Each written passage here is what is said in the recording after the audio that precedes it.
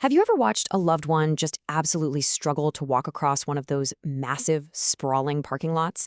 They're entirely drained of energy before they even reach the front door. If you or someone you care about faces physical limitations, navigating the world can feel incredibly daunting. But honestly, it absolutely doesn't have to be. Welcome to The Explainer, where we're going to transform some pretty complex state rules into a clear, easy roadmap for reclaiming your independence.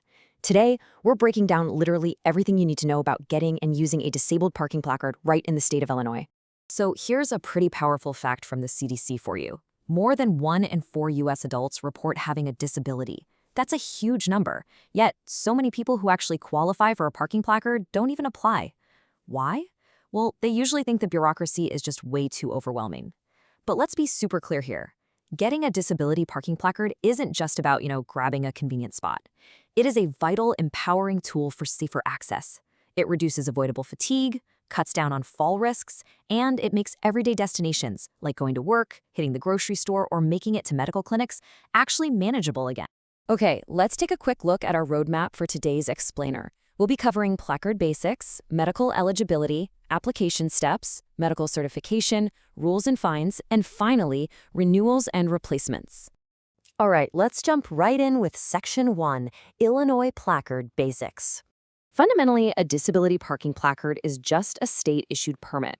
Now, while it does grant specific parking privileges under federal ADA law, which is great because that means it's recognized across all 50 states, it is actually managed and issued right at the state level by the Illinois Secretary of State.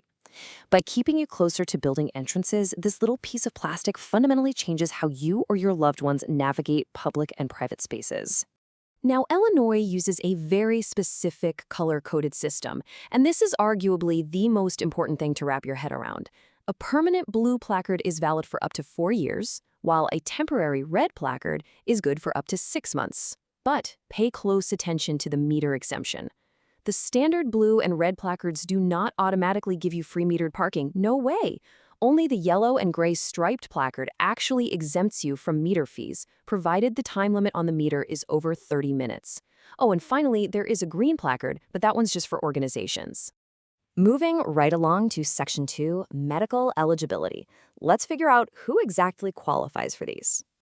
So the real crucial point here is that eligibility isn't just about having a specific diagnosis on a chart. It's really about how that condition physically affects you day to day.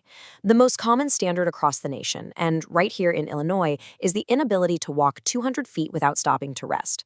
But you also qualify if you require an assistive device, like a wheelchair or a cane, if you use portable oxygen, have a severe Class 3 or IV cardiac condition, suffer from severe lung disease, or have significant limitations due to arthritic, neurological, or orthopedic conditions. Also, being legally blind or missing a limb are qualifying conditions. Now, I really want to highlight something incredibly important here. A lot of people think you absolutely need to be in a wheelchair to get a placard. Actually, scratch that, it is simply not true. Invisible conditions absolutely qualify, provided they substantially restrict your ability to walk safely. We're talking about conditions like severe fibromyalgia, lupus, chronic fatigue syndrome, or severe neuropathy. These can absolutely meet the threshold. And remember, you are never required to justify your disability to strangers in a parking lot. Ever. Let's pivot to Section 3, application steps. Basically, how to actually apply for one. Okay, this piece of paper is your golden ticket. It's Form VSD-62, the official Persons with Disabilities Certification for Parking Placard or License Plates. You can download this directly from the Illinois Secretary of State's website or just grab one locally. As the applicant, you're going to start by filling out your personal information, your name, address, driver's license, or state ID number, right there in Part 1. Ultimately, you can conquer this whole state bureaucracy thing in 3 really simple steps.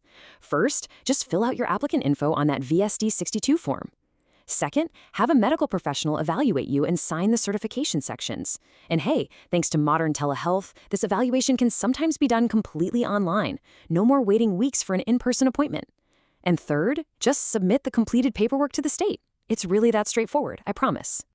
That brings us to Section 4, medical certification. Let's talk about getting officially certified. Now, you might be thinking you have to wait weeks or even months to see some specialized doctor for this. Good news. In Illinois, a licensed physician, a physician assistant, or an advanced practice nurse can certify your condition.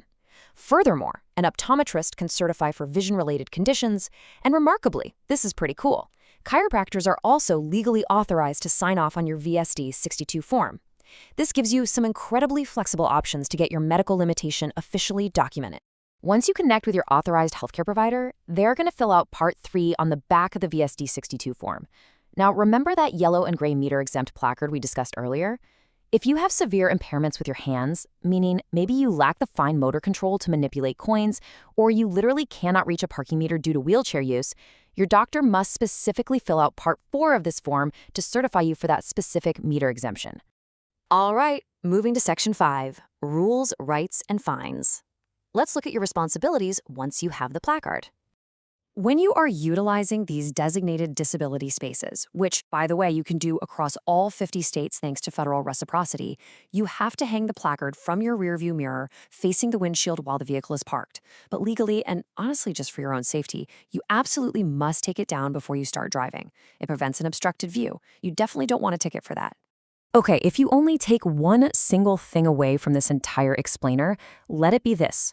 The permit belongs to the person, not the vehicle. It is strictly 100% illegal to lend your placard to family members or friends to use when you are not physically in the car with them. The authorized permit holder must be present and either entering or exiting the vehicle when that parking space is used. No exceptions. And Illinois, they do not mess around with placard abuse. While parking in a disability space without a valid placard will hit you with a fine of up to $350, the fraudulent use of a placard, like making a false application or using someone else's credential improperly, is actually a Class A misdemeanor that carries a massive fine of up to $2,500 and a potential 1-year revocation of your driver's license. Yeah, it's a huge deal. Finally, let's wrap up with Section 6, Renewals and Replacements. So, how you submit your form actually depends entirely on what type of placard you're getting. Temporary red placards can very often be issued the exact same day. You just walk your completed form right into a local Secretary of State DMV facility. However, permanent blue or yellow striped placards cannot be issued locally. Those have to be mailed off to the Persons with Disabilities Placard Unit at the Springfield office, and that processing time takes about 45 to 60 days. So, definitely plan accordingly. Now, if your placard gets damaged, lost, or stolen, please don't panic. You don't have to start the entire medical process over again. You just need to submit Form VSD 1415. There's generally a nominal $10 fee to get a replacement credential. Oh, and if your placard was stolen, the state might request that you file a police report just to prevent any fraudulent use of your old placard out there. Getting a disabled parking placard can definitely seem like a bureaucratic mountain at first glance, but as we've seen today, it's really just a matter of following the right roadmap. We hope this explainer has empowered you to navigate the process with complete confidence, securing that safer access you or your loved ones absolutely deserve. Please share this with anyone in your community who might benefit from this information, and drop any questions you have about the process right down in the comments below.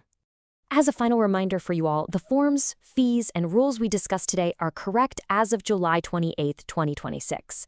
State laws and application procedures can and do shift, so always double-check the latest resources from the Illinois Secretary of State before you apply, just to ensure a perfectly smooth journey. So I'll leave you with this thought. What destination will become accessible to you again once you have the parking access you legally deserve? Thanks so much for joining us today on The Explainer, and keep learning.